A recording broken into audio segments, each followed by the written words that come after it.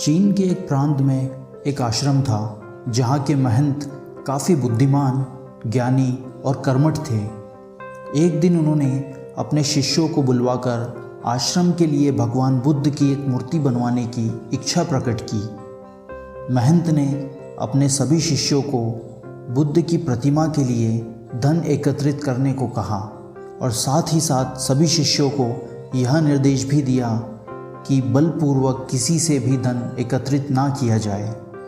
जो भी व्यक्ति अपनी श्रद्धा से दान देना चाहे केवल उसी से ही दान स्वीकार करना, क्योंकि शुभ कार्य हेतु धन संग्रह भी शुद्ध तरीके से होना चाहिए। सभी शिष्य अलग अलग दिशाओं में धन एकत्रित करने के लिए चले गए। धन एकत्रित करने के लिए जब सभी शिष्य अलग अलग स्थानों पर पहुँचे तब उन्होंने लोगों को बुद्ध की मूर्ति निर्माण के बारे में बताया, जिसके बाद बहुत से लोगों ने शिष्यों को दान भी दिया और बहुत से ऐसे लोग भी थे जिन्होंने उन शिष्यों को कोई दान नहीं दिया और उनको बुरा भला बोलकर चले जाने को कहा। किंतु शिष्यों को महंत की बात याद थी, इसलिए उनका साहस कम नहीं हुआ और वे सभी लगातार धन संग्रह का प्रयास करने लगे। इसी बीच एक शिष्य को एक बालिका मिली। उसके पास एक पुराना सिक्का था।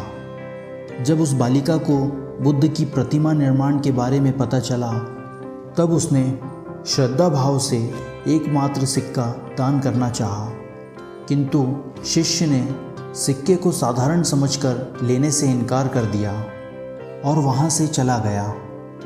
कुछ दिन बाद सभी शिष्य जब धन संग्रह करके आश्रम लौटे तब महंत ने मूर्ति का निर्माण आरंभ करवाया, किंतु कई प्रयासों के बाद भी मूर्ति का निर्माण पूर्ण नहीं हो पा रहा था। कोई ना कोई कमी रह जाती। इस पर महंत को संदेह हुआ। उन्होंने सभी शिष्यों से धन संग्रह के बारे में विस्तार से पूछा। सभी ने बारी बारी से अपना अनुभव महंत को सुनाया। इसी क्रम में जब उस बालिका का प्रसंग सामने आया तो महंत पूरी बात समझ गए। उनके आदेश से वह शिष्य उस बालिका के पास गया और क्षमा मांगते हुए उसके एकमात्र सिक्के को आदरपूर्वक ले लिया।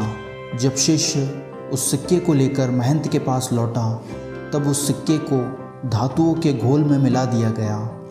उसके तत्पश्चात बुद्ध की एक अति सुंदर मूर्ति का निर्माण हुआ, जिसके बाद सभी शिष्यों को ज्ञात हुआ दान भले ही अल्प मात्रा में किया जाए, किंतु वह संपूर्ण श्रद्धा भाव से किया गया हो तो ज़रूर सार्थक रूप में प्रतिफलित होता है और असीम पुण्यों का सर्जन भी करता है।